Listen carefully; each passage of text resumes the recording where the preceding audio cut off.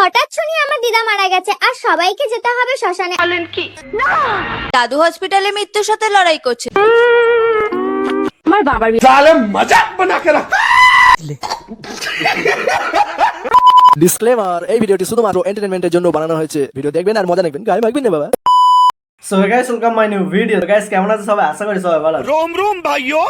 তো গাইস, আজকের এই ভিডিওতে আমি কথা বলতে চললাম সোশ্যাল মিডিয়াতে বিশাল ভাইরাল মা সরস্বতী বিনা বাজায় কৃষ্ণ বাজায় বাঁশি আর দাদু ভর্তি হসপিটালে তিনি বলে শেষবারের মতো দেখে আসি। তো চলো তার কিছু ভিডিও আমরা দেখে নেবো আর তাকে আমরা লঙ্কা বাটা দিয়ে ঝাল দেওয়ানোর চেষ্টা করবো। চলো বেশি না ওকে আজকের ভিডিও করা যাক। Let's start.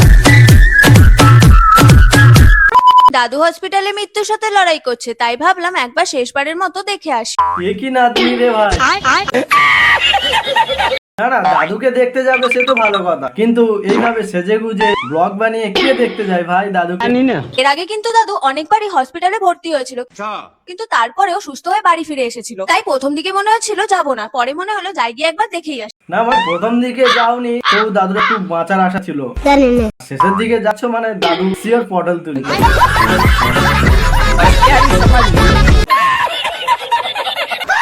যাই হোক, তোমরা কিন্তু আমার দাদুর জন্য অবশ্যই প্রে করো। আরে প্রেটা তোমার দাদুর না, প্রেটা হচ্ছে তোমারই দরকার। তোমার যদি প্রে করে কিছু বুদ্ধি একটু বিকাশ ঘটে। ठीक বলেছিস। আমি রোজ বিকেলে দাদুর কাছ থেকে 1 টাকা নিয়ে পেপসি খেতে যেতাম। দেখো মামা, তুমি যদি তোমার দাদুর কাছ থেকে প্রতিদিন 1 টাকা করে নিয়ে পেপসি না খেয়ে যদি এক মুঠো উকুন মারার বীজ খেয়ে নিতে, তাহলে তোমার দাদু খুব খুশি হতো। যাই হোক, এখন কিন্তু হসপিটালে যাওয়ার জন্য আমার লুকটা রেডি হয়ে গেছে। না গাইস, তোমরাই বলো হসপিটালে যাওয়ার সময় কে এত মেকআপ করে সাজে ভাই? बदल रहा है भाई। मारो मुझे, मारो मुझे। বাই দ্য ওয়ে, আমাদের মামনি হসপিটালে যাওয়ার জন্য যদি এতটা সাজে, তাহলে বিয়ে বাড়ি যাওয়ার জন্য কতটা সাজবে? দাদু হসপিটালে মৃত্যুর সাথে লড়াই করছে, আর সেই টেনশনে না পারছে খেতে আর না পারছে ঘুমাতে। হ্যাঁ মামনি, দাদুর চিন্তায় খাওয়া দাওয়া হাগা পতা সবকিছু বন্ধ, শুধু মেকআপটা ছাড়। তাই রোস্ট করে আমাকে হ্যারাস করছে। আচ্ছা বলো তো, এরা কি মানুষ? না মামনি, আমরা মানুষ না, মানুষের বাচ্চা।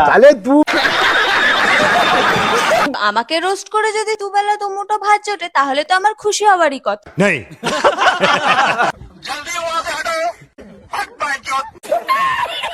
দাদুর হার্টের অপারেশন হওয়ার পর থেকেই দাদুর শরীরটা আরো অসুস্থ হয়ে যায়। আর তোমার এইসব ভিডিও দেখলে তোমার দাদু সুস্থ অসুস্থ নয়, ডাইরেক্ট হরিবল হয়ে।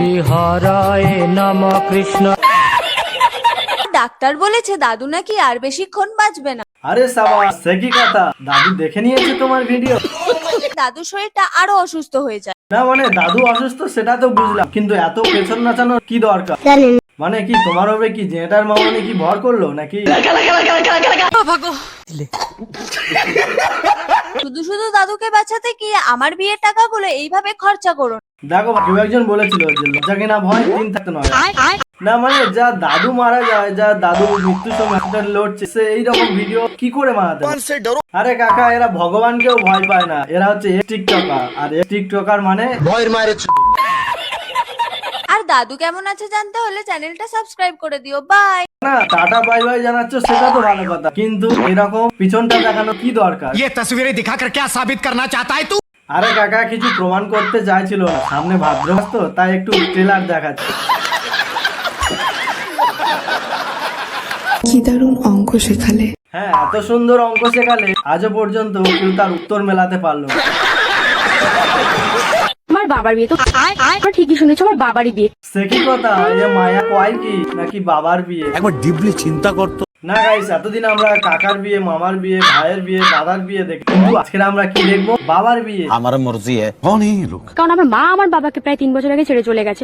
তোমার বাপ মনে হয় তোমার মাকে ঠিকঠাক মতো দিতে পারে। रहा नहीं जाता, तड़प ही ऐसी है ना।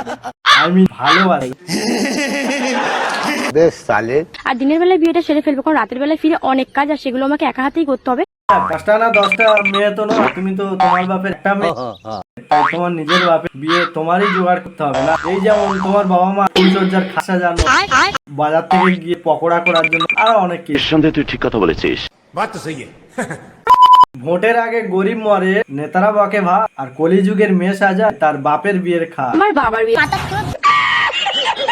আমি হচ্ছে এইটা খেয়েছি। এটা প্রতিদিন সকালবেলা 2 চামচ করে জলের সঙ্গে গুলে খেয়েছি, আর 2 সপ্তাহের মধ্যে আমি এত সুন্দর রেজাল্ট পেয়েছি। না মানে সারফেস সেল কি গুলে খাই ভাই? না মানে সারফেস সেল না গুলে ওতে যদি তোর মাথাটা ঢুকিয়ে দিস তাহলে মাথার ব্রেন কি পরিষ্কার এটা খেলে ওরা অনেক রোগা হয়ে যাবে। দেখো মামুনি, এটা খেলে রোগা কি আমি ঠিক জানি না, কিন্তু এটা খেলে হাঁকতে গেলে ঠিকই পিছন দিয়ে বেলুন তো বার হবে। হ্যালো গাইস, মা বাজার থেকে মাকড়সা নিয়ে এসছে। হ্যাঁ মানে এটা মাকড়সা? সো তোমাদের ওখানে এটাকে কি বলো? এটা হচ্ছে তোমার দাদুর বিচি, যেটা হচ্ছে লুঙ্গির নিচে পাওয়া যায়। হ্যালো গাইস, এই দেখো বিড়ালের বাচ্চা। না গাই, ছাগলকে নিয়ে এসে বলছে দেখো এটা বিড়ালের বাচ্চা। না মানে এটা যদি বিড়ালের বাচ্চা হয় তাহলে তুমি কিসের বাচ্চা?